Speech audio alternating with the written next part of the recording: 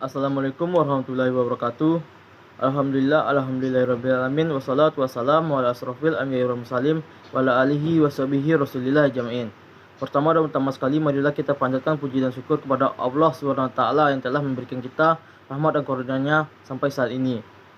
Selawat dan beriring salam tidak lupa pula kita panjatkan kepada Nabi kita, yakninya Nabi Muhammad SAW, dengan lantaran kata Allahumma sholli ala sayyidina Muhammad wa ala ali sayyidina Muhammad.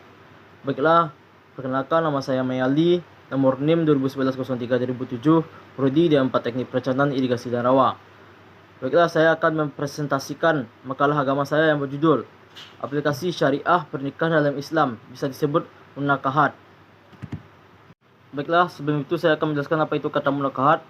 Kata munakahat yang terdapat dalam bahasa Arab yang berasal dari akad kata nakaha yang terdapat dalam bahasa Indonesia berarti pernikahan.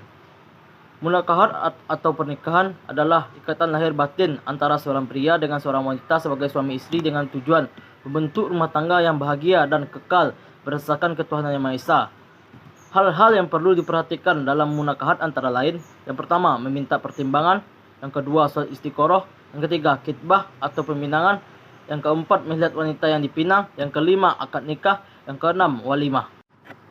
Hukum dilakukannya munakahat adalah: yang pertama, wajib nikah untuk yang mampu secara fisik dan ekonomi; yang kedua, sunnah nikah jika orang tersebut mempunyai syahwat dan mempunyai harta tetapi tidak khawatir terjerumus dalam maksiat dan perzinaan; yang ketiga, haram nikah untuk orang yang belum mampu membiayai rumah tangga atau diperkirakan tidak dapat memenuhi nafkah lahir dan batin; yang keempat, makruh nikah untuk orang yang tidak dapat memenuhi nafkah lahir dan batin tapi tidak sampai menyusahkan wanita itu; yang kelima, mubah nikah.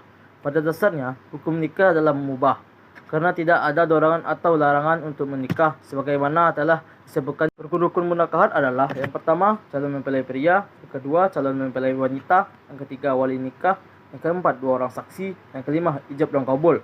Larangan-larangan munakahat antara lain: yang pertama, nikah mut'ah, perkawinan yang dalam jangka waktunya ditetapkan, baik dalam akad nikah maupun dalam perjanjian sebelumnya atau sesudahnya.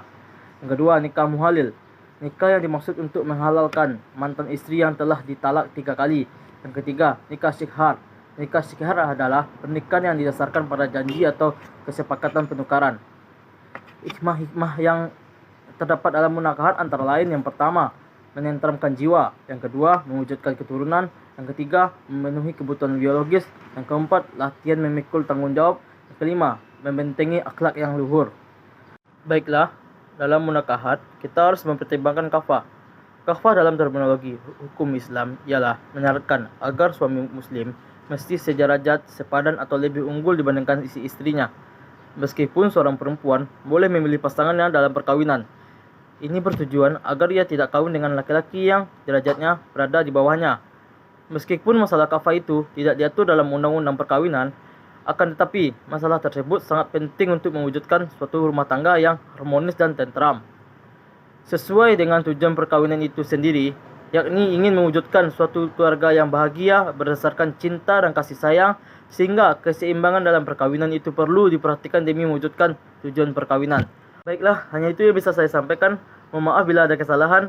Wassalamualaikum warahmatullahi wabarakatuh.